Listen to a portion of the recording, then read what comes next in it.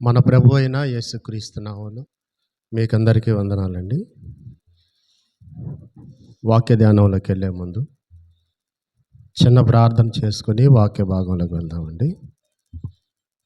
దేవుడు ఈ దినము మనతో మాట్లాడులాగున దేవుని యొక్క సహాయము కోరుకుందాం.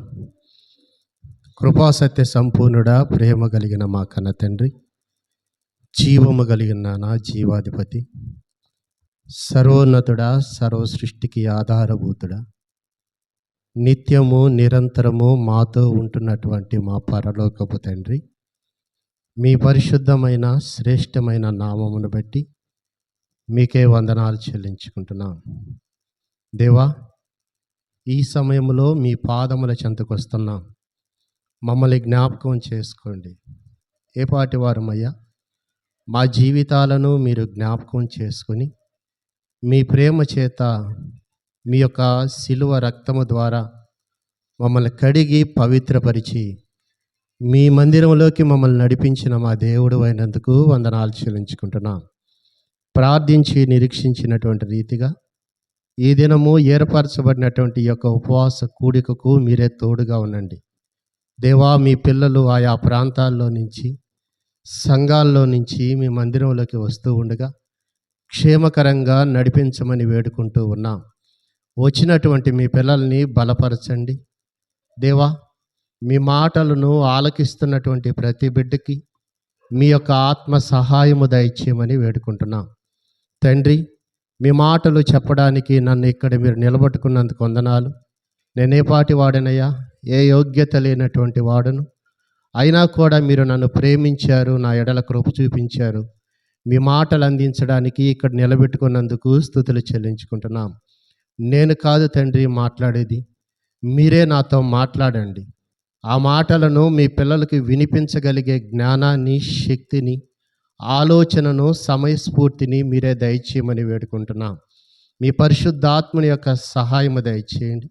మీ పరిశుద్ధ గ్రంథంలో మీరు ఏం మాట్లాడాలని ఉద్దేశించి ఉన్నారో ఆ మాటలనే ఈ స్థలములో మీరే తెలియచేయనివ్వమని మమ్మల్ని మేము తగ్గించుకుంటూ మిమ్మల్ని హెచ్చిస్తూ మీ పాదముల చెంత మొరపెట్టుకుంటూ యేసుక్రీస్తు అతి పరిశుద్ధమైన నామములో స్తుతించి ప్రార్థించి బ్రతిమలాడి వేడుకుంటున్నాం మా కన్న తండ్రి, ఆమేన్.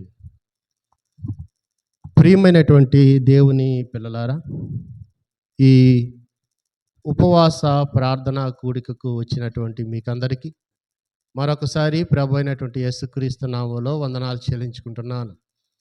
మరి గత దినాల్లో 5 సంఘాల్లో దేవుడు గొప్పగా ఈ ఉపవాస ప్రార్థన కూడికను చక్కగా జరిగించాడు.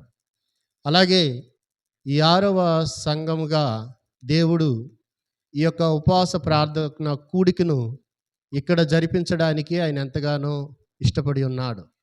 అయితే ఉపవాస ప్రార్థనలోకి వెళ్ళే ముందు మన యొక్క జీవితాలను, మన యొక్క హృదయాలను కేవలము లోక సంబంధమైనటువంటి ఆలోచనలకు ప్రాధాన్యత ఇవ్వకుండా సర్వోన్నతుడైనటువంటి దేవుని యొక్క ఆలోచనల్లోకి మన హృదయాలను త్రిప్పుకుని రావలసినటువంటి వారంగా మనం ఎంతైనా ఉన్నాం. ఏంటి ఈ ఉపవాస ప్రార్థనలు? ఈ ఉపవాస ప్రార్థనల గురించి ఆలోచించవలసినటువంటి అవసరత ఏంటి? అసలు ఉపవాసం అనేటటువంటిది చేయవచ్చా, చేయకూడనటువంటిదా అన్నటువంటి ఆలోచన కూడా మనము జ్ఞాపకం చేసుకోవాలి. ప్రియమైనటువంటి దేవుని పిల్లలారా, ఏది మాట్లాడాలన్నా సరే మనకు దేవుడు ఒక గ్రంథాన్ని నిర్దేశించినటువంటి వాడుగా ఉన్నాడు. ఆ గ్రంథమే ఈరోజు మనము చేతుల్లో పట్టుకొని తీసుకుని వస్తున్నటువంటి ఈ పరిశుద్ధ గ్రంథం. ఇది దేవుని వాక్యం. ఇది సజీవమైనటువంటి వాక్యం. ఇది 2 అంచులు కలిగినటువంటి వాక్యం. ప్రతి ఒక్క మనుషుని యొక్క హృదయాన్ని శోధించగలిగినటువంటి వాక్యం.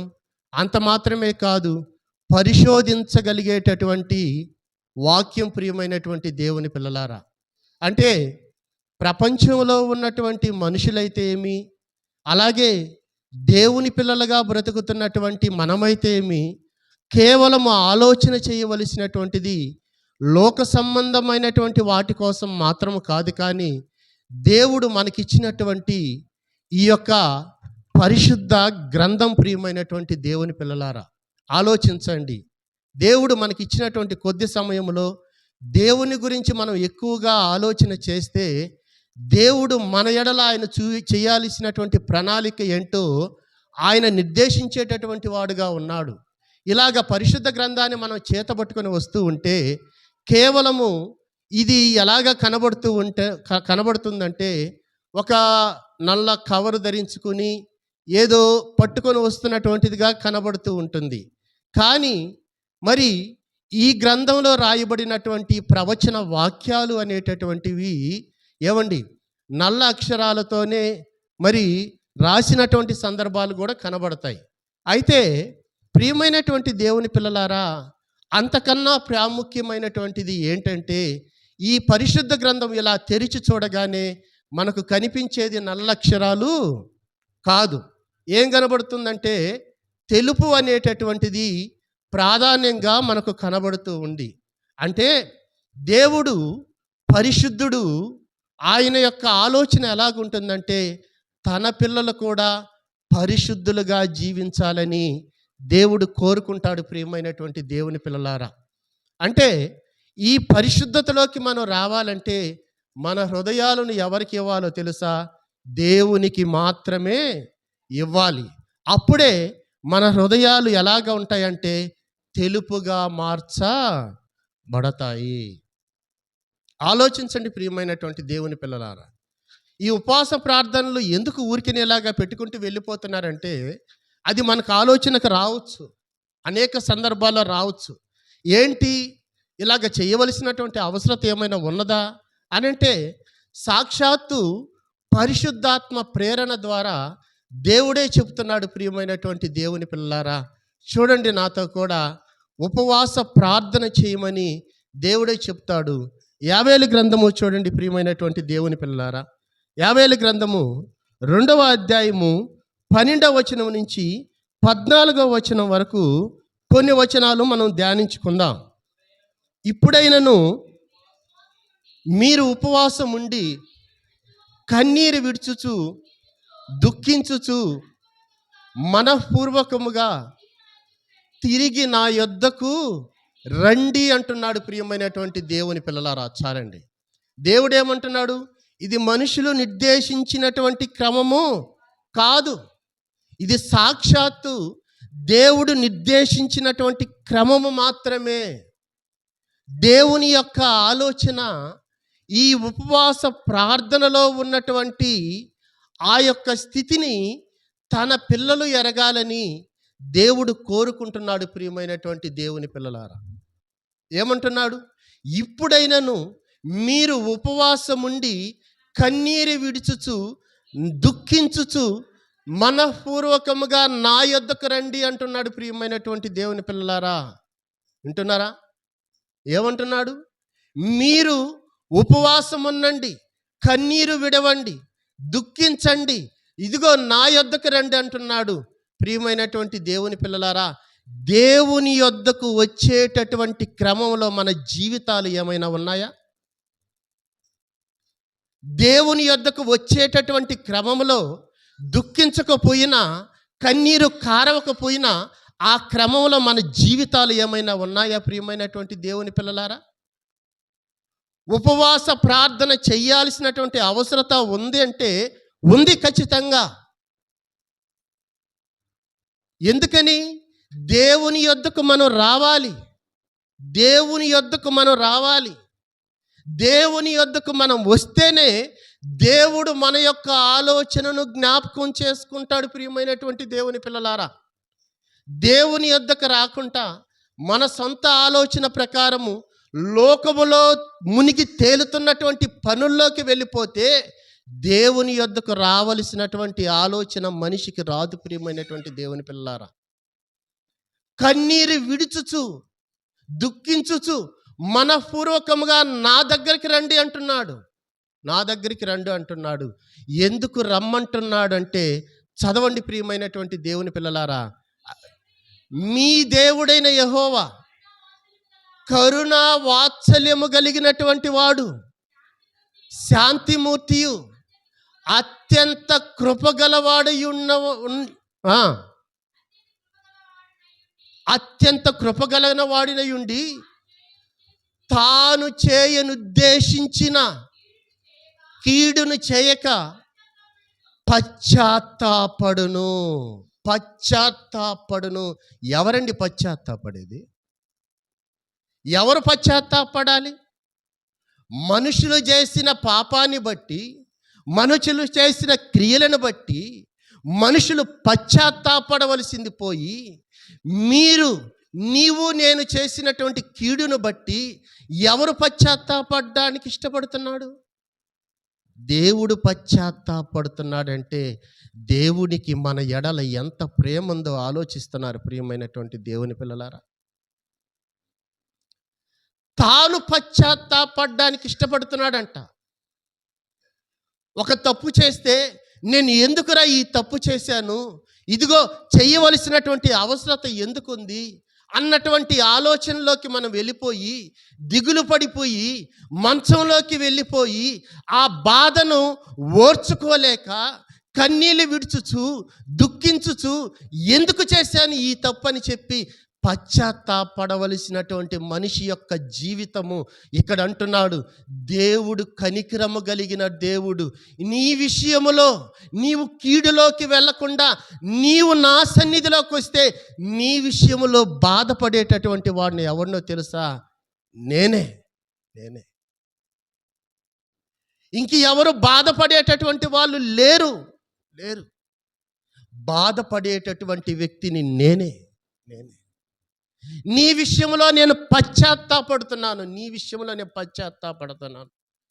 ఏంటండి దేవునికి ఇంత ప్రేమ మనం అంటే? ఏమండి, మన జీవితాలు ఎలాంటివో తెలుసా? ఇదిగో పొయ్యి దగ్గర పెట్టుకున్నటువంటి ఆ ఏలిక ఎలాగా ఉంటుందో, ఆ ఏలికను పనికి రాకపోతే ఇసిరి అవతల కొడతాం. అలాంటి జీవితాలు కలిగినటువంటి మనము, ఇదిగో దేవుడు అంటున్నాడు, నీవు నా దగ్గరికి రా. నువ్వు బాధపడవలసినటువంటి అవసరత లేదు. నీవు కన్నీరు విడుచుచు నా దగ్గరికి రా. నేనే నిన్ను కాపాడుతాను. నీ విషయంలో నేనే పశ్చాత్తాపడుతున్నాడు ప్రియమైనటువంటి దేవుని పిల్లలారా. ఇది దేవుని యొక్క బాధ, ఇది దేవుని యొక్క ఆవేదన. సంతోషంతో కూడి ఆయన చెప్పటం లేదు ప్రియమైనటువంటి వాళ్ళారా. సంబరాలు చేసుకుంటూ ఆయన చెప్పటం లేదు. ఇదిగో నీవు చేయనుద్దేశించిన కీడును బట్టి నేను పశ్చాత్తాపడుతున్నాను. నా సన్నిధిలోకి రా. నువ్వెందుకు బాధపడేది? రా, నా సన్నిధిలోకి వచ్చి ఏడు, కన్నీరు విడువు. నీ బాధనంతా నా సన్నిధిలోకి వచ్చి ఇదిగో విజ్ఞాపన చేసుకో. ప్రియమైనటువంటి దేవుని పిల్లలారా, ఇలాగ మనుషులు ఆలోచన చేయలేకపోతున్నారండి. ఏమండి, ప్రార్థనలు అనగానే ఎలాగా వెళ్ళిపోతున్నారు తెలుసా? సంబరాలు చేసుకుంటాం పండగలకి, అలాగా వెళుతున్నాం ప్రియమైనటువంటి దేవుని పిల్లలారా. ప్రార్థన అనగానే సంబరాల్లోకి వెళ్ళిపోతున్నాం. ఏమండి, దేవుడు ప్రార్థనలోకి ఎందుకు రమ్మన్నాడు అన్నటువంటి ఏకాగ్రత మనుషులకు ఉందా? ఆ విధంగా ఆలోచన చేస్తున్నారా? ఉపవాస ప్రార్థన చెయ్యండి అంటున్నాడంటే ఇందులో ఏందో ప్రాముఖ్యమైనటువంటి విషయం ఉంది కదా ప్రియమైనటువంటి దేవుని పిల్లలారా. ఏమండి, ఏమి లేకపోతే దేవుడు ఎందుకు చెప్తాడు ప్రియమైనటువంటి దేవుని పిల్లలారా? ఏమి లేకపోతే ఎందుకు చెప్తాడు? ఏమండి, ఉపవాస ప్రార్థన అది ఎలాగా చెయ్యాలో కూడా పరిశుద్ధ గ్రంథంలోనే చెప్తున్నాడు ప్రియమైనటువంటి దేవుని పిల్లలారా. చూడండి, మత్తయి సువార్త 6వ అధ్యాయము 16వ వచనం నుంచి 12వ వచనం దాకా చూద్దాం ప్రియమైనటువంటి దేవుని పిల్లలారా. మీరు ఉపవాసము చేయనప్పుడు, 6వ అధ్యాయము 16వ వచనం నుంచి 18వ వచనం వరకు, మీరు ఉపవాసము చేయనప్పుడు వేషధారుల వలె దుఃఖముఖులై యుండకుడి. తాము ఉపవాసము చేయుచున్నట్టు మనుషులకు కనబడవలనని కాక, వారు తమ ముఖములను వికారము చేసుకుందురు. వారు తమ ఫలము పొంది ఉన్నారని నిశ్చయముగా మీతో చెప్పుచున్నాను. ఉపవాసము చేయునట్టు మనుషులకు కనబడవలనని కాక. ఆపండి. ఇక్కడ ఏమంటున్నాడండి దేవుడు? మీరు ఉపవాసము చేయనప్పుడు ఎవరికి కనబడవలనని కాక. మనుషులకా? మనుషులకు కనబడవలనని కాక. నేను ఈరోజు ఏం తినలేదు, నా ముఖము వికారం చేసుకుని దేవుని మందిరంలోకి వెళ్ళి ఇదిగో నేను ఎవరికి కనబడాలో తెలుసా? మనుషులకు మాత్రమే కనపడాలి, ఇంక ఎవరికి కనపడకూడదు. కాదు కాదు. నీ ముఖము వికారము చేసుకుని మనుషులకు కనబడవలనని కాక ఎవరికి కనబడమంటున్నాడు? రహస్యమందున్న నీ తండ్రికి మాత్రమే కనబడవలనని నీవు ఉపవాసము చేయనప్పుడు నీ తల అంటుకుని నీ ముఖములు కడుక్కుని అప్పుడు రహస్యమందు చూచుచున్న నీ తండ్రి నీకేమిస్తాడంట?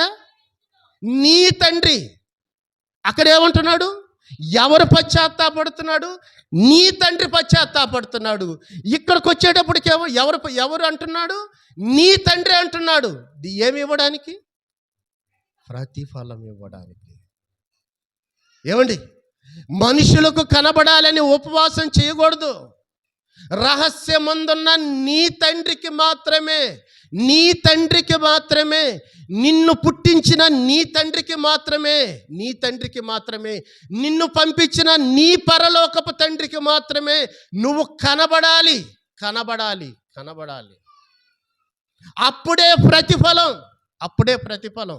లేకపోతే నువ్వు ఎన్ని దినాలు ఉపవాసం ఉన్నా నీకు ప్రతిఫలము కలగదు. ప్రియమైనటువంటి దేవుని పిల్లలారా, కలుగదు అంటున్నాడంటే కలుగదు.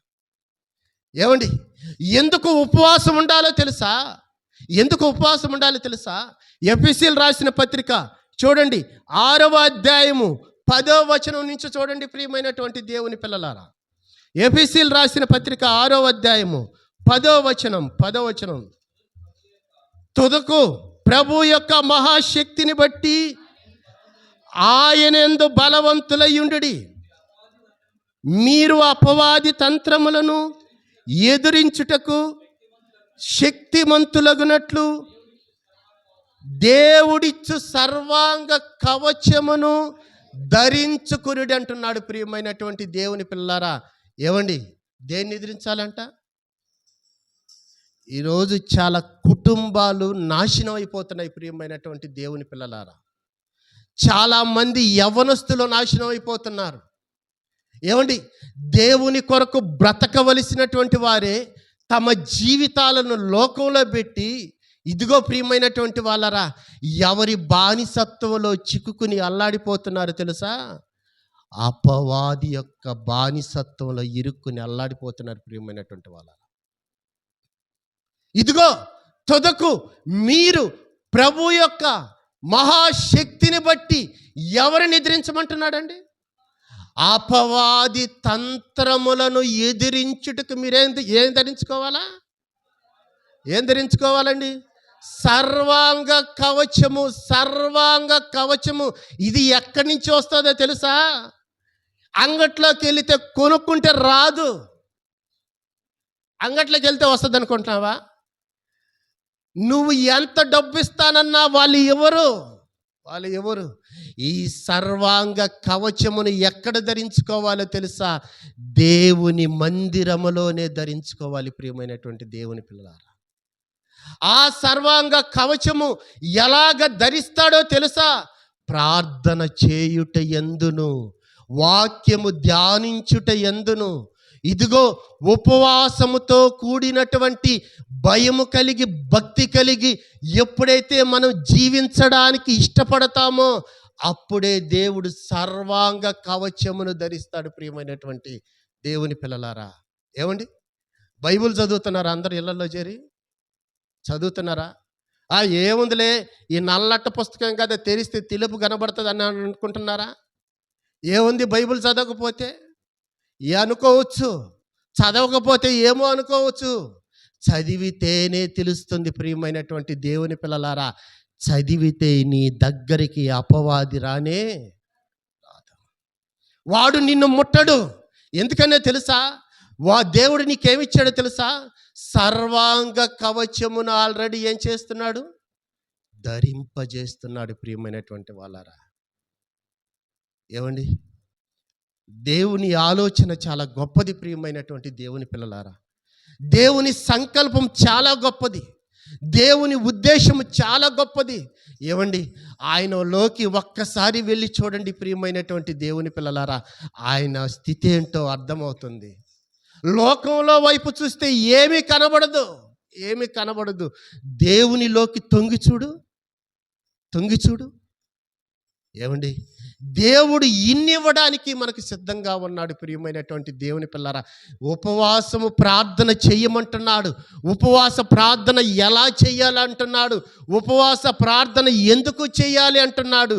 ఇదిగో, చేస్తే ఏ కార్యాన్ని పొందుకోగలుగుతావో దాని గురించి కూడా పరిశుద్ధ గ్రంథంలో చక్కగా దేవుడు విశదీకరించాడు. ప్రియమైనటువంటి దేవుని పిల్లలారా, తన పిల్లలకు తెలియాలని, ఆయన యొక్క గొప్ప కార్యాలు తన పిల్లలకు తెలియాలని, ఏమండి, ఉపవాస ప్రార్థన ఏదో నామకార్థంగా ఆచరించడం కాదు. ప్రియమైనటువంటి దేవుని పిల్లలారా, సంఘ కాపరులు ఆలోచించి ఉపవాస ప్రార్థనలు ఏదో నామకార్థంగా చేయడానికి నిర్ణయించలేదు. ప్రియమైనటువంటి దేవుని పిల్లలారా, ఏమండి, మనుషుల యొక్క జీవితాలు బాగుపడాలి. అది ఎవరి వల్ల బాగుపడాలో తెలుసా? సాక్షాత్తు దేవుని వల్ల మాత్రమే బాగుపడాలి. మనుషుల వల్లగైతే ఎలాగ బాగుపడవు, చివరికి నాశనం అయిపోతాయి. ఇదిగో, దేవునిలోకైనా వచ్చి నా పిల్లలు ఇదిగో ఉపవాస ప్రార్థనలో ఉంటే వారి కుటుంబాలు బాగుపడతాయి, వారి జీవితాలు బాగుపడతాయి. ఇదిగో, వారు పొందలేనటువంటి కార్యాలను కూడా, చూడలేనటువంటివి కూడా చూడగలుగుతారని దేవుని యొక్క ఆలోచన ప్రకారం మాత్రమే ఈ ఉపవాస ప్రార్థన కూడికలు నిర్ణయించబడ్డాయి. ప్రియమైనటువంటి దేవుని పిల్లలారా, ఏమండి, దేవుని ప్రణాళిక ఎంత గొప్పదో ఆలోచిస్తే దేవుడు ఏంటో అర్థమవుతాడు. దేవుని ప్రణాళికను ఆలోచించకపోతే, పరిశుద్ధ గ్రంథం లేచి తెరిచి చూడకపోతే మానవుని యొక్క జీవితము చచ్చేంత వరకు కూడా అర్థం కాదు. ప్రియమైనటువంటి దేవుని పిల్లలారా, అసలు దేవుడు అన్నటువంటి ఆలోచనే తలంపుల్లోకి రాడు. ఏమండి, ఏంటండి దేవుడు ఇంతగా మనల్ని గురించి ఆలోచిస్తున్నాడు? ఆయన బాధను ఆలోచిస్తున్నామా? మనుషుల యొక్క బాధల్నే ఆలోచిస్తున్నామే కానీ ఇదిగో దేవుని బాధను ఏ రోజైనా ఆలోచిస్తున్నామా? ప్రియమైనటువంటి దేవుని పిల్లలారా, దేవుని బాధను ఆలోచిస్తున్నామా? దేవుని కళ్ళల్లో నుంచి వచ్చి కన్నీటి బుట్టలను చూస్తున్నావా? నీ కోసమే ఆయన ఏడవడానికి సిద్ధపడుతూ ఉంటే నీవు నీ కోసమే ఏడు, నీ కార్యాన్ని నేను చేస్తానని దేవుడు అంటున్నాడు. ప్రియమైనటువంటి దేవుని పిల్లలారా, ఏమండి, పరిశుద్ధ గ్రంథంలో అనేక మంది ప్రవక్తలు ఉన్నారు. ప్రియమైనటువంటి వాళ్ళారా, అనేక మంది ప్రవక్తలు ఉన్నారు, అనేక మంది భక్తులు ఉన్నారు, అనేక మంది అపోస్తలులు ఉన్నారు. దేనికోసమో తెలుసా? దేవునిలో జీవించడానికి. ఆయన కోరుకుంటున్నటువంటిది మనం చెయ్యాలి. ప్రియమైనటువంటి దేవుని పిల్లలారా, ఆయన కోరుకుంటున్నటువంటిది మనం చెయ్యకపోతే దేవుడు ఒకవేళ అడిగితే ఏం చెప్తావు? సమాధానం ఉందా చెప్పడానికి? నీ దగ్గర చెప్పేదానికి సమాధానం ఉందా? నేను చెప్పింది నువ్వెందుకు చేయలేదని అంటే చెప్పేదానికి ఏమైనా సమాధానం ఉందా? లేదు. ప్రియమైనటువంటి దేవుని పిల్లలారా, ఈ ఉదయకాల సమయంలో ఒక స్త్రీని మీ మధ్యలోకి తీసుకుని వస్తాను. చూడండి ప్రియమైనటువంటి దేవుని పిల్లలారా, ఏమండి, ఆమె ఎంత గొప్పగా దేవుని సన్నిధిలో దేవుని ప్రజల కొరకు ఆమె జీవించిందో ఈ పరిశుద్ధ గ్రంథంలో మనకు అర్థమవుతుంది. ప్రియమైనటువంటి దేవుని పిల్లలారా, చూడండి నాతో పాటు ఎస్తేరు గ్రంథము 4వ అధ్యాయము 1వ వచనం నుంచి 3 వచనాలు చూడండి. ప్రియమైనటువంటి దేవుని పిల్లలారా, జరిగినదంతయు తెలియగానే మొర్దెకై తన బట్టలు చింపుకుని గోనె పట్టను కట్టుకుని బూడిద పూసుకుని పట్టణము మధ్యకు బయలు వెళ్ళి మహాశోకముతో రోదనము చేసి రాజు గుమ్మము ఎదుటికి వచ్చెను. గోనె కట్టుకునిన వాడు రాజు గుమ్మమున ప్రవేశింపకూడదన్న ఆజ్ఞ కలదు. రాజు యొక్క ఆజ్ఞయు శాసనమును ఏ సంస్థానమునకు వచ్చెనో అక్కడనున్న యూదులు ఉపవాసం ఉండి మహా దుఃఖములోను ఏడ్పులోను రోదనములోను మునిగిన వారైరి. అనేకులు గోనెను బూడిదెను వేసుకుని పడియుండిరి. ఎక్కడ పడి ఉన్నారు? ఏమండి, ఎక్కడ పడి ఉన్నారు? వీధుల్లా, ఇంట్లో? ఎక్కడ పడి ఉన్నారు? దేవుని యొక్క మందిరములో పడి ఉన్నారు. ప్రియమైనటువంటి వాళ్ళరా, ఏమేం కట్టుకొని అంట, ఏమేం చేసుకుని అంట? బూడిద పూసుకున్నారంట, గోనె పట్ట కట్టుకున్నారంట, దేవుని మందిరంలో పడి ఉన్నారు. ప్రియమైనటువంటి దేవుని పిల్ల, ఎలాగ పడి ఉన్నారంట? ఏమండి, మహాశోకముతోను దుఃఖముతోను పడి ఉన్నారు. ప్రియమైనటువంటి వాళ్ళరా, ఎందుకు పడి ఉన్నారు? ఏమండి, పడి ఉండవలసినటువంటి అవసరత ఏంటి? ఏమండి, వీళ్ళకి ఒక మాట గుర్తుకు వచ్చుండొచ్చు. ప్రియమైనటువంటి వాళ్ళరా, ఏమండి, మనం చూసాం యోవేలు గ్రంథములో, నీ దేవుడు ఎలాంటి దేవుడంట? కనికరము కలిగినటువంటి దేవుడు. నీ దేవుడు ఎలాంటి దేవుడంట? చెయ్యి విడువనటువంటి దేవుడు. నీ దేవుడు ఎలాంటి దేవుడంట? పశ్చాత్తాపడేటటువంటి దేవుడు. ఎవరి విషయంలో? మన విషయంలోనే. ఎవరో విషయంలో కాదు, మన విషయంలోనే. ఇప్పుడు వీళ్ళు ఏం చేశారంట? మహాశోకముతోను దుఃఖముతోను ఏడ్పుతోను, అబ్బబ్బబ్బబ్బా, రోదనముతోను మునిగిన వారై బూడిద పూసుకొని గోనె పట్టుకొని వారు పడి ఉన్నారంట. ప్రియమైనటువంటి దేవుని పిల్లలారా, వచ్చినటువంటి పరిస్థితి ఏంటో తెలుసా? ఏమండి, అహష్వేరోషు రాజు ఉన్నప్పుడు ఆ రాజు కింద ఒక వ్యక్తి ఉన్నాడండి పని చేసేదానికి, హామాను.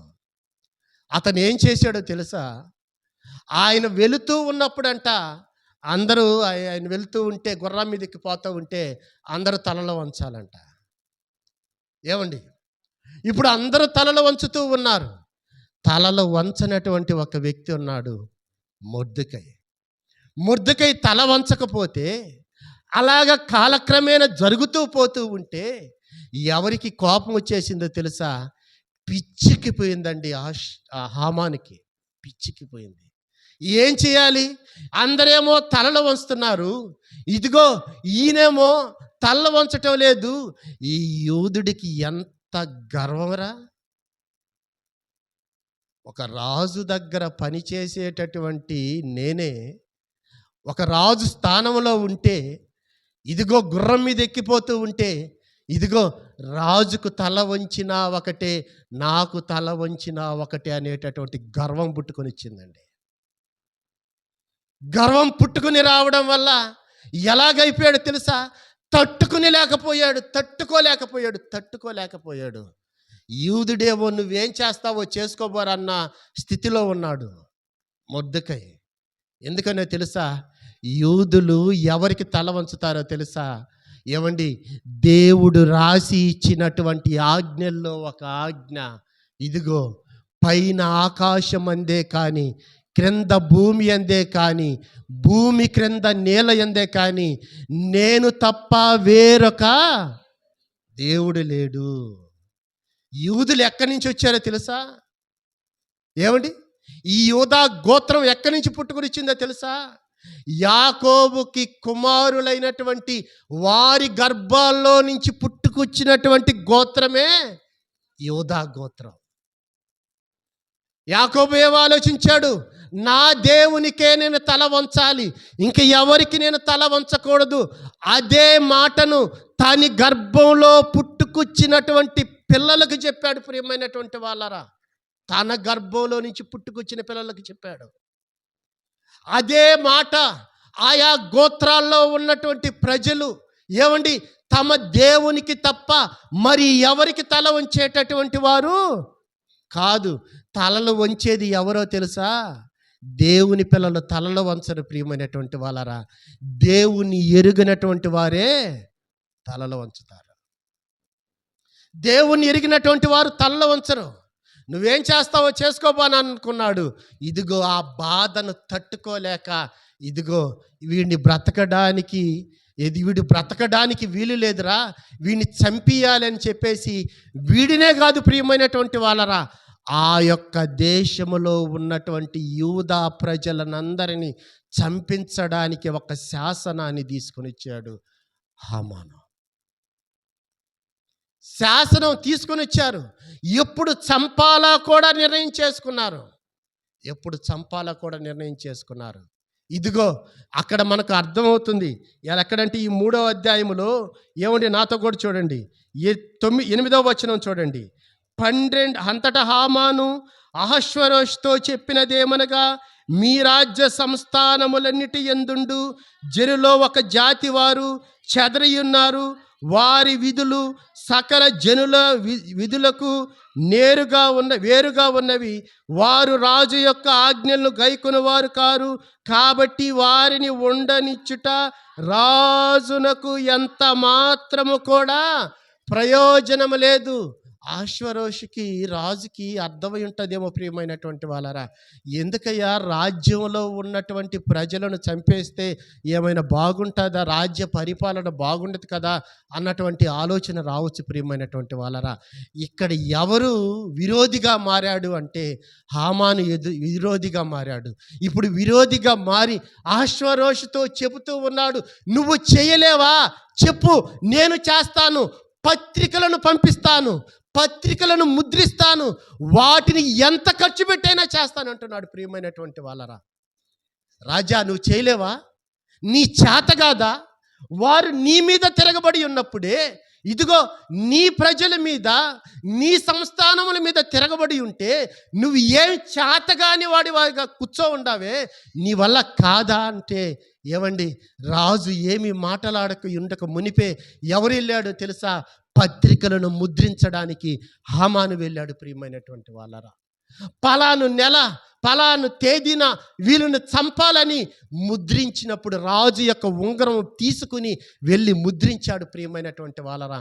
కొంత డబ్బు ఇచ్చి ఈ మాటలు ఎవరికి వినబడ్డాయో తెలుసా ప్రియమైనటువంటి వాళ్ళరా?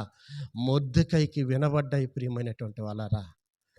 మొర్దెకై తల్లడిల్లిపోయాడు. ఎందుకని తల్లడిల్లిపోయాడు తెలుసా? చెరపట్టబడినటువంటి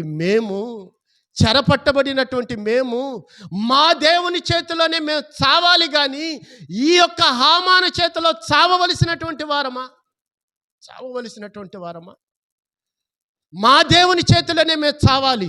ఈ హామాను రాసి ఇచ్చినటువంటి శాసనముల ప్రకారం మేము చావాలా? లేదు కదా అని ఎక్కడికి వెళ్ళిపోయాడో తెలుసా? అక్కడున్నటువంటి యూదులనందరినీ సిద్ధం చేస్తున్నాడు ప్రియమైనటువంటి వాళ్ళరా. సిద్ధం చేస్తున్నాడు. అందరూ ఉపవాసం ఉండండి. ఎవరెవరిని ఉపవాసంలోకి పెట్టాడో తెలుసా? ఏమండి, మొర్దెకై ఒక్కడే కాదు, యూదా ప్రజలనందరినీ, అందులో ఉన్నటువంటి చిన్న పిల్లలని, యవనస్తులని, పెద్దలని, వృద్ధాప్యంలో ఉన్నటువంటి వారిని అందరినీ ఏం చేయమన్నాడు తెలుసా? మీరు ఉపవాసం ఉండండి. దేవుడు తాను చెయ్యబోయే కార్యాన్ని మనం చూడాలి. ఎందుకు చేయాలో తెలుసా? ఆల్రెడీ చచ్చిపోయి బ్రతుకుతున్నాం. ఈ రాజులు ఈ యొక్క పని చేసేటటువంటి వారి మధ్య చచ్చిపోయి బ్రతుకుతున్నాం.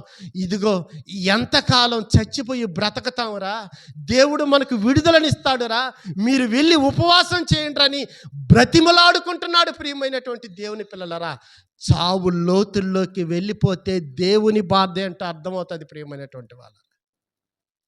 చావుల్లో లోతుల్లోకి వెళ్ళిపోతే పైనే దేవుడంటే ఏం అర్థం కాదు ప్రియమైనటువంటి వాళ్ళరా, ఏమీ అర్థం కాదు. బాధపడిపోయాడండి. యూదా ప్రజలనందరినీ సిద్ధం చేశాడు మొర్దెకై. ఆ సమాచారము ఇదిగో కొన్ని దినాలకి ఎవరో తెలుసా, అహష్వేరోషు భార్య అయినటువంటి ఎస్తేరుకి తెలిసింది. ఏమి మొర్దెకై రావటం లేదా నా దగ్గరికి, నాతో ఏమీ మాట్లాడటం లేదే, అసలు కనబడటం లేదే, ఏంటి ఈ పరిస్థితి, ఏం జరిగింది, వెళ్ళండి, వెళ్ళి సమాచారం ఏంటో కనుక్కొని రండి అంటే, ఇదిగో ఎస్తేరు దగ్గర ఉన్నటువంటి నపుంసకులు వెళ్ళితే వారికి చెప్తున్నాడు, ప్రియమైనటువంటి వాళ్ళరా, ఇదిగో మీ సంస్థానములో ఆ రాజ్యములో అదిగో ఆ సింహాసనం మీద కూర్చుంది కదా, ఎవరు, ఎస్తేరు, చెప్పు వెళ్ళు, యూదా ప్రజలనందరిని నాశనం చేయడానికి ఒకడు పుట్టుకుని వచ్చాడు, వాడే విరోధి అంటున్నాడు. ప్రియమైనటువంటి వాళ్ళరా, పుట్టుకుని వస్తున్నాడు. ఆ సమాచారము వినగానే ఇదిగో ముందు ఆయన గుడ్డలు కట్టుకోమని ఎస్తేరు అంటే, నాకు వద్దనే వద్దు. ఏమండి, ఆ 4వ అధ్యాయములో ఇక్కడ మనం చూస్తే, అదే ఎస్తేరు గ్రంథం 4వ అధ్యాయం చూడండి ప్రియమైనటువంటి వాళ్ళరా, 10వ వచనము నుంచి కొన్ని మాటలు కనబడతాయి. పిలువబడక పురుషుడే గాని స్త్రీయే గాని రాజు యొక్క అంతఃగృహమున ప్రవేశించిన ఎడల బ్రతుకున్నట్లుగా రాజు తన బంగారపు దండమును ఎవరి తట్టు చాపునో వారు తప్ప ప్రతి వాడు సంహరింపబడునున్న కఠినమైన ఆజ్ఞ కలదని రాజసేవకులందరికీ అతని సంస్థానములో ఉన్న జనులందరికీ తెలిసే ఉన్నది కదా. నేటికి 30 దినములుండి రాజు నా వద్దకు ప్రవేశించుటకు నేను పిలువబడలేదని చెప్పమనెను. వారు ఎస్తేరు యొక్క మాటలు మొర్దెకైకి తెలుపుగా చెప్తుంది. ఎవరయ్యా రాజు దగ్గరికి వెళ్ళేది? రాజే నా దగ్గరికి రాలేదు. ఆయన దగ్గరికి వెళ్తే పరిస్థితి ఎలాగుంటుందో తెలుసా? ఒక్కసారి ఇలాగ దండం ఎత్తితే, ఆయన మనసు బాగుంటే దండం ఎత్తడు, ఆయన మనసు బాగలేకపోతే దండం ఎత్తాడు. ఇప్పుడు దండం ఎత్తాడంటే ఇంకా వాడు చచ్చిపోలేవాడు, రాజైనా సరే రాణైనా సరే ఎవడైనా సరే. ఏమండి, ఇప్పుడు మొర్దెకై అంటున్నాడు చూడండి, మొర్దెకై ఎస్తేరుతో ఇట్లా నేను ఇదిగో ప్రత్యుత్తరం ఇచ్చి, రాజనగరంలో ఉన్నంత మాత్రము చేత యూదులందరికంటే నీవు తప్పించుకుందువని నీ మనసులో తలంచుకోవద్దు. రానే, నువ్వేమో రాజగృహంలో ఉండాలనుకుంటున్నావా? రాజగృహంలో నిన్ను పెట్టింది ఎవరో తెలుసా? ఆ యొక్క సింహాసనం ఎక్కించిన వాడు ఎవడో తెలుసా? నేను అనుకుంటున్నావా? నా దేవుడు, నీ దేవుడే నిన్ను ఎక్కించాడమ్మా. నువ్వు అక్కడ ఉన్నంత మాత్రాన నాకేం కాదులే అనుకుంటున్నావా? ఏమైనా ఇబ్బంది లేదు, నువ్వు అక్కడే పడు, మాకు అవసరం లేదు. మేమైతే ఏం చేస్తామో తెలుసా? ఉపవాసము చేస్తాము. అంతే, మేము చేస్తాం ఉపవాసం. మాకు కూడు బల్లా, మాకు నీళ్ళు బల్లా, మాకు ఇష్టం వచ్చినట్టువి ఏమీ పల్లా, మేము ఉపవాసం చేస్తామంతే. నా దేవుడు ఇక్కడ కనబడాలి, నా దేవుడు ఇక్కడ కనబడాలి. ఈ అహష్వేరోషు రాజు ఎవరో తెలుసా? అన్యుడు. ప్రియమైనటువంటి వాళ్ళరా, హామాను ఎవరో తెలుసా? అన్యుడు. నేనెవరినో తెలుసా? యూదుడిని, దేవుని బిడ్డని. నేను ఉపవాసం ఉంటే నా దేవుడు కార్యం ఎందుకు చేయడు? చేస్తాడు. ఏమండి, సిద్ధపడిపోయినాడు. ప్రియమైనటువంటి వాళ్ళరా, ఎస్తేరు అంటుంది, వెళ్ళు 3 దినములు ఉపవాసం ఉండండి. నన్ను ఇక్కడ ఉంచాడని నేను సంతోషపడుతున్నాను అనుకుంటున్నావా మొర్దెకై? నా బాధ ఏంటో తెలుసా? ఇదిగో చెరపట్టబడినటువంటి మనము ఎప్పుడు విడుదల వస్తుందా, ఎప్పుడు విడుదల కలుగుతుందా అని నా బాధ. ఇదిగో వెళ్ళు, 3 దినములు ఉపవాసం ఉండండి, సిద్ధపరుస్తుంది. ఆమె కూడా ధైర్యం చెప్తుంది. ఏమండి, మొర్దెకైకి బలం ఇస్తుంది, ధైర్యం చెప్తుంది. ఎవరు? ఎందుకని? ఆమె యొక్క రాణి. ఏమండి, 3 దినాలు ఉపవాసం ఉండడానికి సిద్ధపడిపోయినారు. ప్రియమైనటువంటి వాళ్ళరా, సిద్ధపడిపోతే రానే సమయం వచ్చింది. 3వ దినమందు ఎస్తేరు ఏమండి రాజు దగ్గరికి వెళ్ళవలసిన సమయం వచ్చింది. ప్రియమైనటువంటి వాళ్ళరా, వెళ్ళింది. ఎలాగా వెళ్ళిందో తెలుసా? ఏమండి, వారిని ఏమని ప్రార్థన చేయమందో తెలుసా? రాజుకు నా ఎడల దయ కలిగే విధంగా ప్రార్థన చేయమన్నది ప్రియమైనటువంటి వాళ్ళారా. వారు అలాగే ప్రార్థన చేస్తూ ఉన్నారు. రానికి వెళ్ళవలసిన సమయం వచ్చింది. రాజు దగ్గరికి వెళ్ళాడు. ఒకే ఒక్క మాట అన్నాడు. ఏమండి, పరిశుద్ధ గ్రంథంలో చెప్తున్నాడు, రాజు రాణిని చూడగానే ఏం పుట్టిందంట? దయ పుట్టింది. ఏమండి, రాజదండము ఎత్తవలసిన వాడు రాజదండాన్ని ఏం చేశాడు? ఎత్తలేదండి. రాణి ఎస్తేరు, ఏంటి నీ కోరిక? రాజా, ఇదిగో నీతో మాట్లాడవలసిన సమయం వచ్చింది, ఇదిగో నేను సిద్ధపరిచినటువంటి విందుకు రావా అనంటే తక్షణమే అమలు చేయండి, నేను రాణి అయినటువంటి ఎస్తేరు దగ్గరికి వెళ్ళాలి అన్నానండి. రాజా, నీవు మాత్రమే కాదు, నీ దగ్గర ఉన్నటువంటి విరోధి అయినటువంటి హామాను కూడా రావాలి. విరోధి అని ఎవరికి తెలుసు? ఎస్తేరుకి తెలుసు, రాజుకు చెప్పలేదు. ప్రియమైనటువంటి వాళ్ళరా, ఈయన ఆలోచన ఎలాగుంది? ఎప్పుడెప్పుడు మొర్దెకైని తీసుకుని వెళ్ళి ఆ యొక్క ఉరికి ఎక్కుతూ ఎలాడదీయాలన్నటువంటి ఆలోచన ఉంది.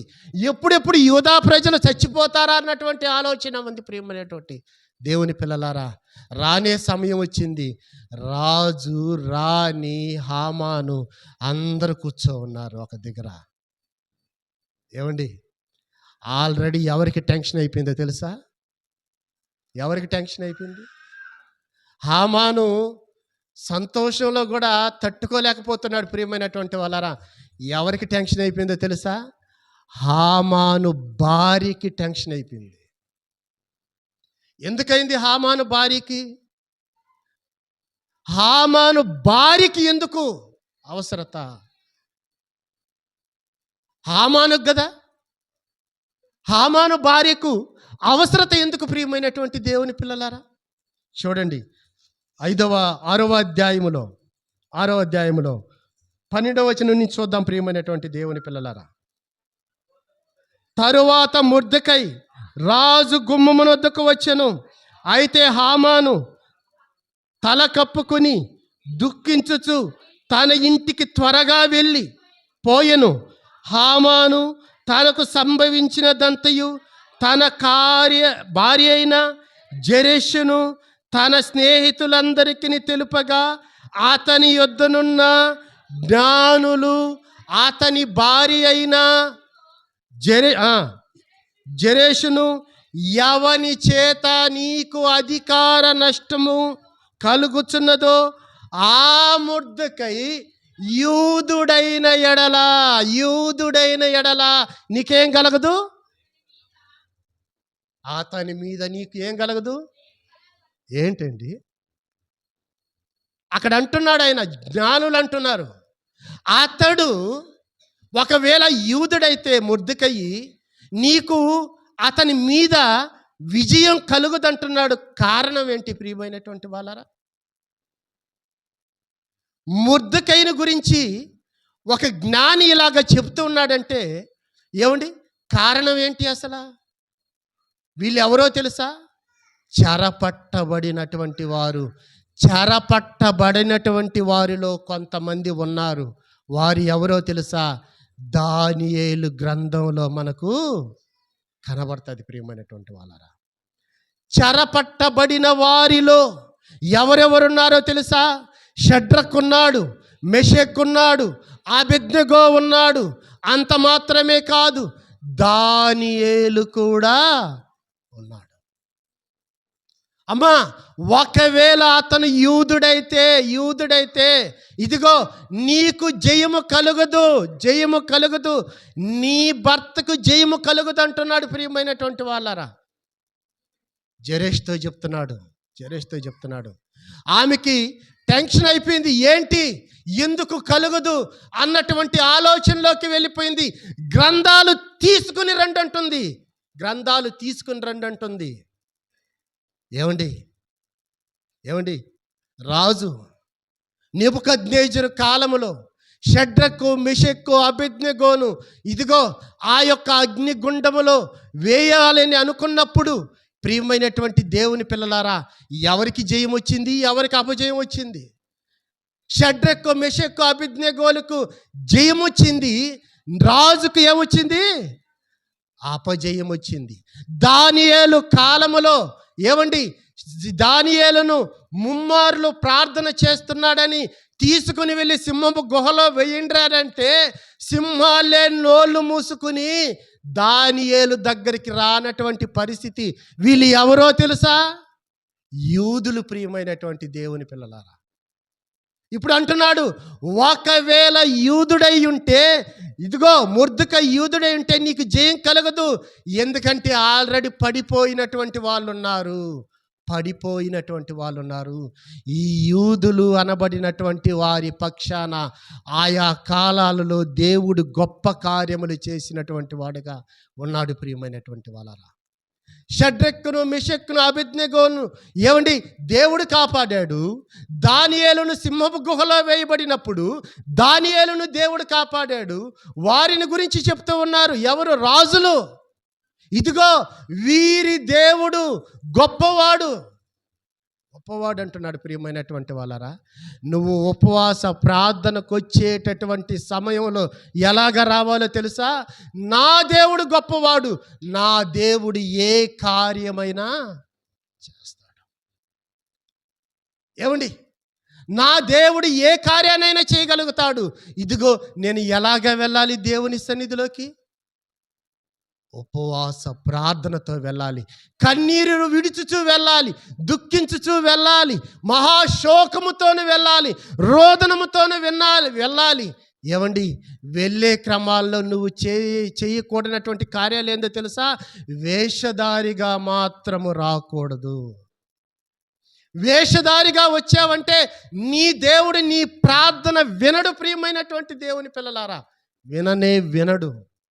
ఒక ఎస్తేరు లేచింది. ప్రియమైనటువంటి వాళ్ళరా, యూదా ప్రజలనందరినీ కాపాడడానికి లేచిందండి.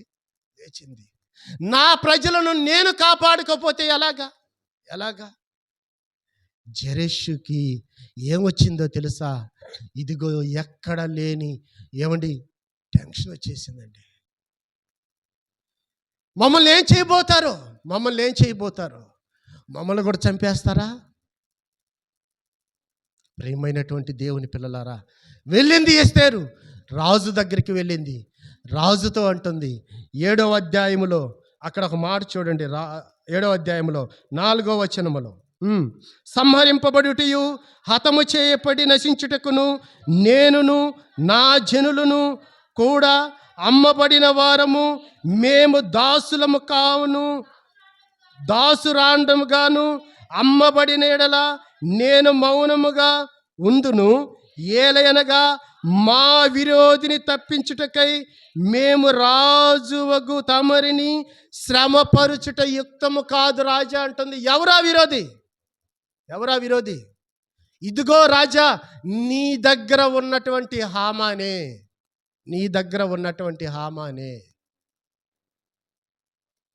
ఏమండి, ఎంతటి వారినైనా ఏమండి నీ దేవుడు తలుచుకుంటే అంత గొప్ప కార్యం చేస్తాడు. ప్రియమైనటువంటి వాళ్ళరా,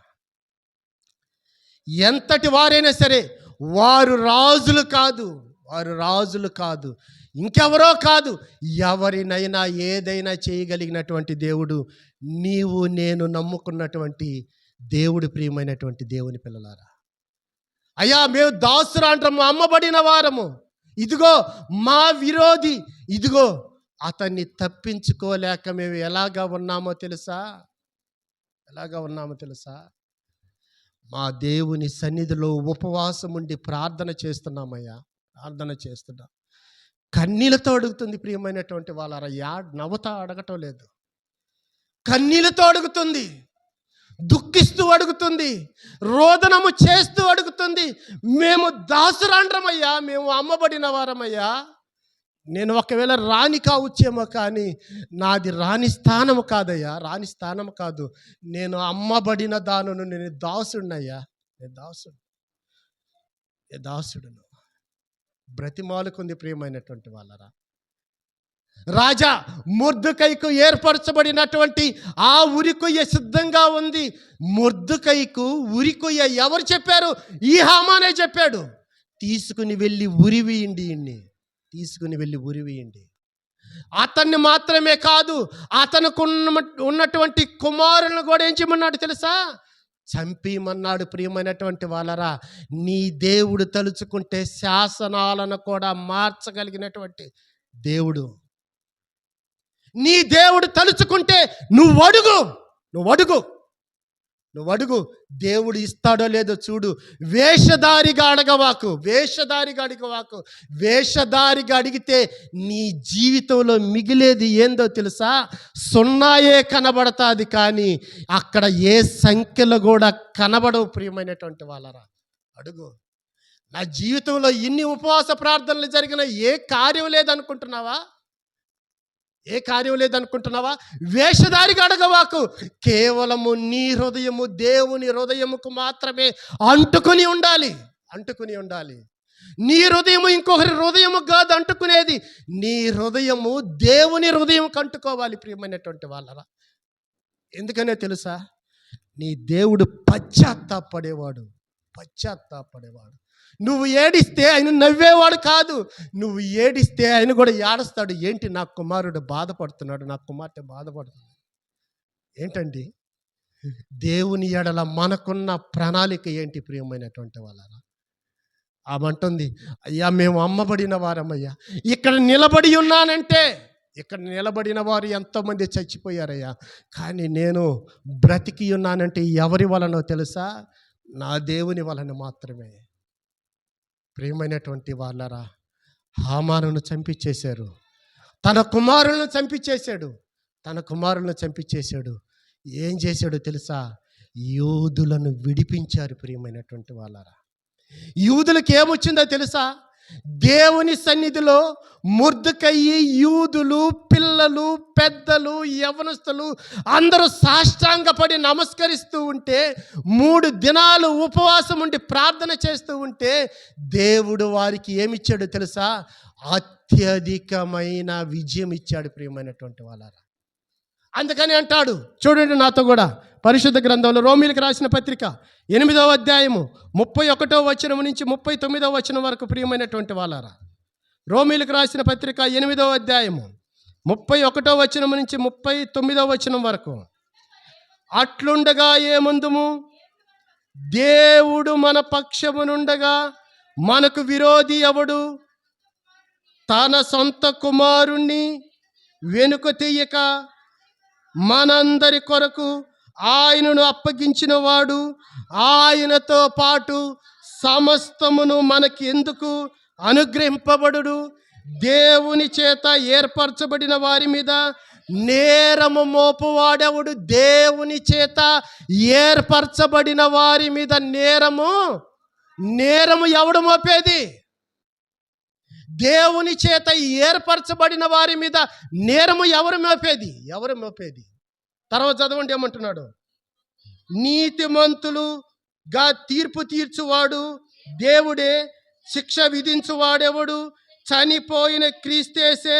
అంతేకాదు, మృతుల్లో నుండి లేచిన వాడును, దేవుని కుడి పార్శ్వమున ఉన్నవాడును, మన కొరకు విజ్ఞాపనము కూడా చేయువాడును ఆయనే. క్రీస్తు ప్రేమ నుండి మనల్ని ఎడబాపు వాడెవడు? శ్రమైనను, బాధైనను, హింసైనను, కరువైనను, వస్త్రహీనతైనను, ఉపద్రవమైనను, ఖడ్గమైనను మనల్ని ఎడబాపున.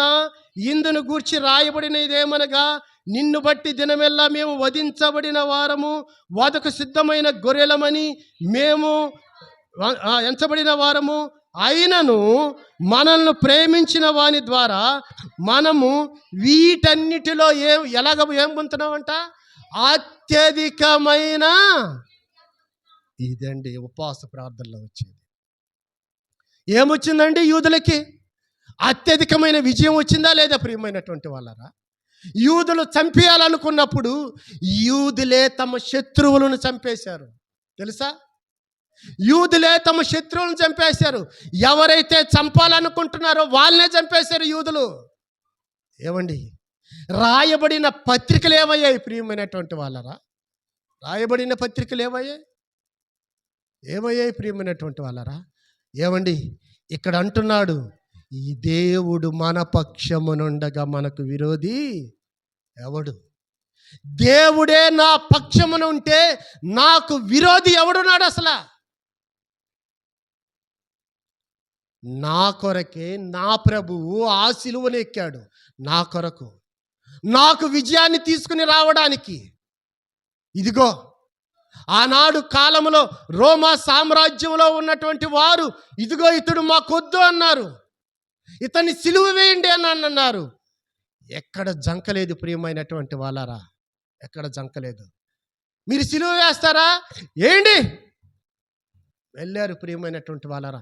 కొట్టుకుంటూ తీసుకుని వెళ్ళారు. సిలువ మీద 2 చేతులకు మేకులు, 2 కాళ్ళకు మేకు కొట్టి, ఇదిగో నువ్వు రాజువా, ఇదిగో నీకు శుభము ఉమ్మి ఊసినటువంటి సందర్భాలు కనబడటం లేదా? దేవుడు నీ పక్షమునుండగా నీకు ఏమి ఇవ్వడానికి సిద్ధంగా ఉన్నాడు తెలుసా? అత్యధికమైన విజయమునివ్వడానికి సిద్ధంగా ఉన్నాడు. ఏమండి, రహస్యమందున్న చూచుచున్న నీ దేవుని వైపు నువ్వు చూస్తే నీకు ప్రతిఫలం ఇవ్వడని ఎలాగనుకుంటున్నావు? పశ్చాత్తాపడే దేవుడు నీ పక్షముగా ఉంటే, కనికరము కలిగిన దేవుడు నీ పక్షముగా ఉన్నాడంటే నీకు విజయం రాదని ఎలాగనుకుంటున్నావు? చేయలేని కార్యం నువ్వు చేయలేకపోతున్నావా? సాష్టాంగపడి మోకరించి దేవుని సన్నిధిలో అడుగు, చేస్తాడో లేదో చూపిస్తాడు. చేస్తాడో లేదో చూపిస్తాడు. వంగు, నీ మోకాలు వంచి వంగు. మోకాలు వంగకుండా ఏం సాధించగలుగుతావు? ఏమండి, నీ శరీరమే నలగకపోతే ఉపవాస ప్రార్థనలో ఏం విలువ ఉంది ప్రియమైనటువంటి దేవుని పిల్లలారా? మన శరీరాలు నలిగిపోవాలి. మన శరీరాలు మహాశోకముతోను, రోదనముతోను, దుఃఖముతోను నలిగిపోవాలి. కన్నీరుతో నలిగిపోవాలి. నీ కొరకు నలగలేదా యేసుక్రీస్తు ప్రభువారి సిలువలో? నువ్వెందుకు నలగలేకపోతున్నావు? నీ కొరకే కదా అత్యధికమైన విజయం ఇవ్వడానికి సిద్ధపడ్డాడు. ఏమండి, నిన్ను బట్టే కదా ఆయన సిలువకెక్కాడు. ఏంటి ప్రియమైనటువంటి వాళ్ళరా, దేవుని గురించి ఆలోచించాలి. మనుషుల గురించి ఆలోచించకపోయినా అవసరత లేదు. నీ దేవుని గురించి ఆలోచించు. నీకు చేస్తాడో లేదో చేసి చూడు. చేయగలుగుతాడో లేదో ఆయనకే తెలుసు. నిన్ను బట్టే ఆయన బాధపడుతున్నాడంటే, ఇదిగో నువ్వు ఎవరిని బట్టి బాధపడుతున్నావు? అధికారులు చేయలేదనా? మంత్రులు చేయలేదనా? పరిపాలిస్తున్నటువంటి వారు చేయలేదనా? శాసనాలనే మార్చగలిగిన దేవుడు నీ దేవుడు. అంత గొప్ప దేవుడు నీకు తండ్రిగా ఉన్నప్పుడు, నీవు ఆయనకు కుమారుడుగా ఉన్నప్పుడు బాధపడవలసినటువంటి అవసరత ఏంటి? నామకార్థపు క్రైస్తవుడిగా జీవించేవాకు దేవుడు కోరుకునేది ఆ జీవితం కాదు. నామకార్థమైన జీవితం వేషధారణ. మన జీవితాలను మార్చుకోవాలి. దేవుని సన్నిధిలో వంగాలి. ప్రార్థనలో తల్లడిల్లిపోవాలి ప్రియమైనటువంటి వాళ్ళరా, నలిగిపోవాలి ప్రియమైనటువంటి వాళ్ళరా. అలాగా ఉంటేనే దేవుడు మన పట్ల అత్యధికమైన విజయం చేస్తాడు. ఎందుకనే తెలుసా? యోహాను రాసిన మొదటి పత్రిక చివరి మాటగా చూసి ముగించుకుందాం. 5వ అధ్యాయం 4వ వచనం. యోహాను రాసిన మొదటి పత్రిక 5వ అధ్యాయం 4వ వచనం. దేవుని మూలముగా పుట్టిన వారందరూ లోకమును జయించుదురు. లోకమును జయించిన విజయము మన విశ్వాసము. మనము యేసు దేవుని కుమారుడని నమ్మువాడు తప్ప లోకమును జయించువాడు మరి ఎవడు కూడా లేడంటున్నాడు. యేసు దేవుని కుమారుడని ఎవడైతే నమ్ముతాడో, నా కొరకు ఆయన చనిపోయి తిరిగి లేచినని ఎవడైతే నమ్ముతాడో, ప్రియమైనటువంటి వాళ్ళరా, వారికే అత్యధికమైనటువంటి విజయము. ఇంక ఎవరికి అత్యధికమైన విజయము లేదు. ఎలాంటి విజయం ఇవ్వడానికో సిద్ధంగా ఉంటాడు తెలుసా? అత్యధికమైన విజయము. ప్రియమైనటువంటి దేవుని పిల్లలారా, దేవుడు ఉపవాస ప్రార్థన చేయమంటుందో దేనికో తెలుసా? నీకు నాకు అత్యధికమైన విజయాన్ని ఇవ్వడానికి దేవుడు నిన్ను ఎక్కడికి రమ్మంటున్నాడు తెలుసా? రా, నా సన్నిధిలోకి రా, నా సన్నిధిలోకి రా. ఇదిగో కన్నీరు విడుచుచు దుఃఖించుచు రోదనముతో రా రా. నీ కన్నీళ్లను చూచువాడు ఎవడో తెలుసా? నీ పక్షమున ఉన్నటువంటి దేవుడు. ఆయన అంటున్నాడు, దేవుడు నాకు పక్షమున ఉండగా నాకు విరోధి ఎవడు? మనం అనుకోవాలి, నువ్వు అనుకోవాలి, నేను అనుకోవాలి, దేవుడు నా పక్షాన ఉన్నప్పుడు నాకు అత్యధికమైన విజయం ఇవ్వడా? ఇస్తాడు. ప్రియమైనటువంటి వాళ్ళారా, అటువంటి గొప్ప దేవుని నువ్వు నమ్ముకున్నావు కాబట్టి, ఆయన సన్నిధిలోకి నువ్వు వచ్చావు కాబట్టి, మోకరిల్లి ఆయన అడుగు. దేవుడు తప్పకుండా ఉపవాస ప్రార్థనలో నీవు చేయలేనటువంటి కార్యాన్ని ఆయన చేస్తాడు. అంత విజయాన్ని దేవుడు మనకి ఇవ్వడానికి సిద్ధంగా ఉన్నాడు. ఆయన చేసిన మేలులను బట్టి మనం ఏం చేయాలో తెలుసా? ఆయనకి మనము స్తుతులు చెల్లించాలి. ప్రియమైనటువంటి వారు, దేవా నా పట్ల ఇంత గొప్ప కార్యం చేసావా అని వారు ఈ చేసిన కార్యాన్ని బట్టి ఏవండి యూదులు ఏం చేసుకున్నారో తెలుసా? ఎస్తేరు గ్రంథం చివరి అధ్యాయములో పూరీము అనే పండగను చేసుకున్నారు. ఆ పండగలో వారికి ఏమొచ్చిందో తెలుసా? సంతోషం వచ్చింది. ప్రియమైనటువంటి వాళ్ళరా, దేవా నా పట్ల మా పట్ల ఇంత గొప్ప కార్యం చేసావు. ఈ పండగలో నాయనా మేము ఇంకా ఇది గుర్తుకొచ్చినప్పుడల్లా మేమేం చేయాలి? స్తుతించాలి, స్తుతించాలి, స్తుతించాలి. అందుకనే ఎస్తేరు రాజు ఇదిగో దేవుడు చేసిన అద్భుతములను బట్టి ఏమండి మనము ఈ పండుగను ఆచరించవలసినటువంటి వారమే. ఈ పండగ వచ్చినప్పుడల్లా మన దేవుడు పలానా సమయంలో పలానా కార్యము చేశాడని మనము దేవునికి ఏం చేయాలో తెలుసా? స్తుతులు చెల్లించే వారంగా ఉండాలి. అంత గొప్ప దేవుడు మన పక్షాన ఉన్నప్పుడు లోకం వైపు ఎందుకమ్మా చూడడం? అవసరం లేదు. దేవుడు నీ పక్షాన ఉన్నాడు, మనందరి పక్షాన ఉన్నాడు. ఆయన మన పక్షాన ఉన్నాడే కాబట్టి మనకు అత్యధికమైన విజయం ఇవ్వడానికి ఆయన సిద్ధపడుతున్నాడు. దేవుడు ఈ మాటలు దీవించిన గాక. మరొకసారి అందరికీ వందనాలండి. నాకు ఈ అవకాశం ఇచ్చినటువంటి సంఘ పెద్దలకు కూడా మరొకసారి వందనాలు చెల్లించుకుంటున్నాను.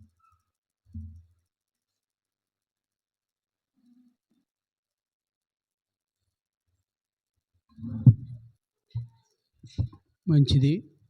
దేవుడు తన దాసుని ద్వారా చక్కటి వర్తమానాన్ని మనకు దయచేసినాడు గనుక మనము ఈ యొక్క విన్నటువంటి వాక్యంలో మనకు మన దేవుడు మనము ప్రార్థన చేసినప్పుడు, ఈ ఉపవాస ప్రార్థన చేసినప్పుడు దేవుడు తప్పనిసరిగా మన ప్రార్థన అంగీకరించి ఆలకించి తప్పనిసరిగా మన యొక్క వ్యక్తిగత సమస్యను, మన వ్యక్తిగత ఏదుంటుందో అవసరతను దేవుడు తప్పనిసరిగా తీరుస్తాడు.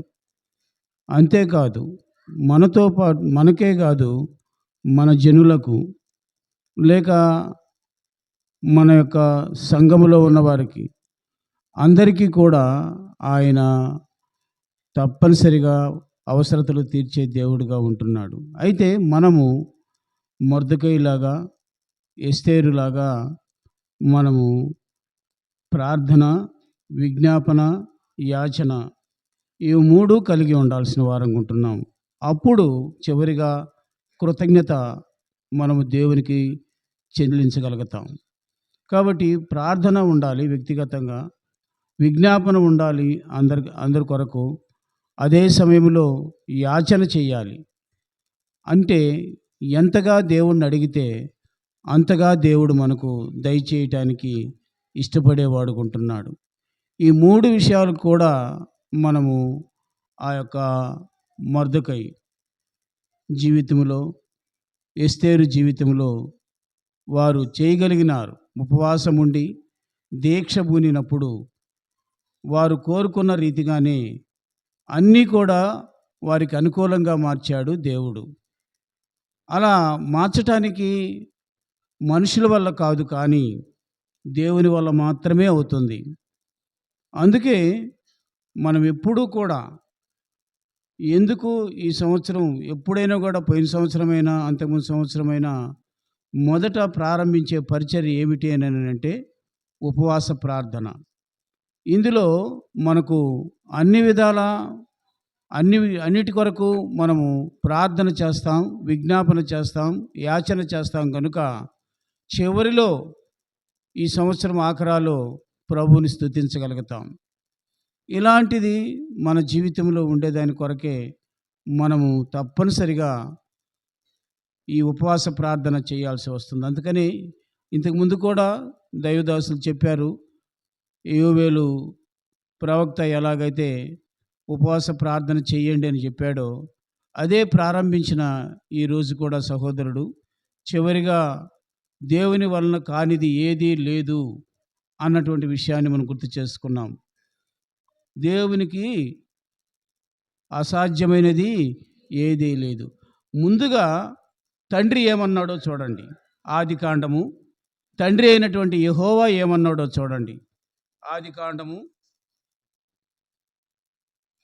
18వ అధ్యాయము 14వ వచనం మొదటి భాగమే చదవండి చాలు. యెహోవాకు అసాధ్యమైనది, ఇది ఎవరు మాట్లాడిన మాట తెలుసా? దేవుడే ఆనాడు అబ్రహాము దగ్గరకు వచ్చి, అబ్రహాము గుడారం దగ్గర ఉన్నప్పుడు ముగ్గురు వ్యక్తులు వచ్చారు. వారు తండ్రి, కుమార, పరిశుద్ధాత్ములు.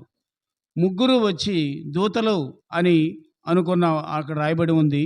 వచ్చి వాళ్ళలో ఈయన అంటున్నాడు, యెహోవాకు అసాధ్యమైనది ఏదైనా ఉన్నదా? ఇది ఒకటి. కుమారుడు ఏం చెప్పాడో చూస్తారా? మార్కు సువార్త. యేసయ్య ఏం చెప్పాడో చూడండి. మార్కు సువార్త 10వ అధ్యాయము 27వ వచనం. 10వ అధ్యాయము 27వ వచనం. యేసు వారిని చూచి, మనుషులకు అసాధ్యమే గాని దేవునికి, ఇది కుమారుడుగా యేసయ్య చెప్పిన మాట. తండ్రి ఆదికాండములో చెప్తే, సువార్తలలో యేసయ్య చెప్తే, పరిశుద్ధాత్ముడుగా పత్రికల్లో ఎవరు చెప్పారు చూస్తారా? నాతో పాటు చూడండి.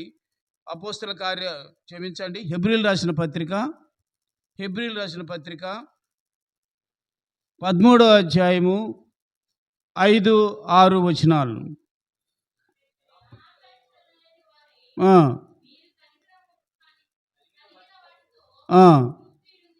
ఉంటుడి, నిన్ను ఏమాత్రమును విడువను, నిన్ను ఎన్నడను ఎడబాయనని ఆయనే చెప్పాను కదా. కాబట్టి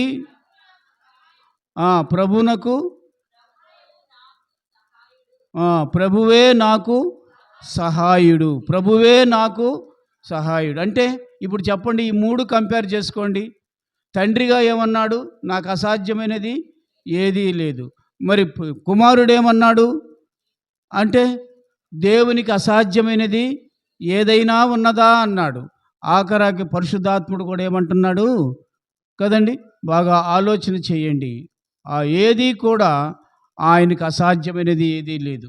ఎటువంటి సమస్య అయినా సరే ఆయన తీర్చగలిగిన దేవుడై ఉంటున్నాడు. అందుకే మనం ఏం చేయాలి అని అంటే, ఈ యొక్క మొదటి 2 నెలలు కూడా, ఈ సంవత్సరం మొదటి 2 నెలల్లో మనం చేయాల్సింది ఏమిటి అని అంటే, మొదటే చెప్పాడు, మధ్యలో చెప్పాడు. ఏం చేశాడు మొర్దెకై అంటే, అదిగో మేము ఉపవాసం ఉంటున్నాం, మేము ప్రార్థన చేస్తున్నాం, నీవు కూడా నీ మనుషులతో కూడా సిద్ధపరిచి నువ్వు కూడా చెయ్యి అని ఎస్తేరుకి చెప్పినాడు. ఇప్పుడు మనకేం చెప్తున్నాడు దేవుని వాక్యం చూస్తారా? హెస్కేలు గ్రంథం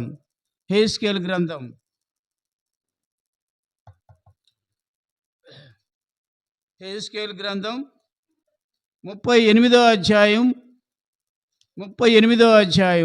7వ వచనం. బాగా సేవ చేసేవాళ్ళు కూడా బాగా వినండి. నీవు సిద్ధముగా ఉండవు, నీవు సిద్ధపడి నీతో కూడా ఎవరినంట సమూహం అంతటిని సిద్ధపరచుము, వారికి నీవు కావలి అయ్యుండుము. బాగా వినండి సేవకులారా, ఏం రాయబడి ఉందో చూడండి. నీవు సిద్ధపడు, నీవు సిద్ధముగా ఉండు, నీవు సిద్ధపడి నీ ఏం చేయాలంట, నీతో కూడా ఉన్న సమూహానికి కూడా ఏం చేయాలి, సిద్ధపరచాలి. అంతేకాదు సిద్ధపరిచిన వారికి ఏమై ఉండాలి, నువ్వు కావలి ఉండాలి. వాళ్ళకి నాకు అనుకోబాకండి. ఇప్పుడు కుటుంబంలో ఉన్నటువంటి తల్లి తండ్రి ఆలోచన చేయండి. ఈ దినాన నువ్వు సిద్ధపడు, నీ బిడ్డలు సిద్ధపరచు, నీ యొక్క సాటి విశ్వాసులను సిద్ధపరచు. వారికి నీవు ఎలా ఉండాలి, కావలి కాయి. అంటే ఏదానికి కావలి కాయాలి, రాబోయే ప్రభు కొరకు ఎదురు చూస్తూ సిద్ధపాటు కలిగిన వారమై మనం ముందుకు సాగాలి. ఈ మాట మధ్యలోనే చెప్పాడు సహోదరుడు. కాబట్టి ఆలోచన చేయండి. ఎందుకంటే మొర్దెకైని ఎస్తేరుని గురించి చెప్తూ సిద్ధపరచమ్మా అని చెప్పాడు. కాబట్టి ఇప్పుడు కూడా చెప్తున్నాము. మనకు మొదటి చెప్పాను, ఏమంటున్నాడు తండ్రి అయిన దేవుడు, నాకు అసాధ్యమైనది ఏదైనా ఉన్నదా అన్నాడు. మరి యేసయ్య ఏం చెప్తున్నాడు, దేవునికి అసాధ్యమైనది ఏదైనా ఉన్నదా అంటున్నాడు. కాబట్టి ఇలాగా పరిశుద్ధాత్మ దేవుడు కూడా అంటున్నాడు. ఏమన్నాడు అని మళ్ళా ఒకసారి మేము చర్చిస్తే హెబ్రీయులకు రాసిన పత్రికలో ఏమన్నాడండి, ఆ మాట మనం చూసినప్పుడు 6వ వచనంలో ఉంది. కాబట్టి ప్రభు నాకు సహాయకుడు, నేను భయపడను, నరమాత్రుడు నాకేమి చేయగలడు. కాబట్టి ఆయనే మనకు సహాయకుడు, ఆయనకు అసాధ్యమైనది ఏదీ లేదు. కాబట్టి ఏ సమస్యతో నువ్వు వచ్చావో, ఏ ఇబ్బందితో నువ్వు వచ్చావో, ఏ అవసరతతో నీవు వచ్చావో, ఈ దినాన దేవుని సన్నిధిలో కుమ్మరించు, ప్రార్థన చెయ్యి, విజ్ఞాపన చెయ్యి, యాచన చెయ్యి. దేవుడు తప్పనిసరిగా నీ మొర ఆలకించి, నీ విజ్ఞాపన విని, నీ యాచనను ఆయన తీసుకొని తప్పనిసరిగా నీ జీవితంలో, నీ కుటుంబ జీవితంలో కదండి, నీ సంఘ జీవితంలో, నీ వ్యాపారంలో, నీ ఉద్యోగంలో, నీ చదువుల్లో కదండి, అన్నిటిలో కూడా ప్రభు తప్పనిసరిగా ఆయన సహాయం చేస్తాడు. మరొకసారి చెప్తున్నాను పిల్లరా, ప్రభు నాకు సహాయకుడు. చెప్పండి అందరూ, ప్రభు నాకు సహాయకుడు, నేను భయపడను, నరమాత్రుడు నాకేమి చేయగలడు. ఆ దేవాది దేవునికి సమస్తమును సాధ్యమే, సమస్తమును సాధ్యమే. ఈ విశ్వాసముతో, ఈ నమ్మకంతో మోకరించి ప్రార్థన చేద్దాం.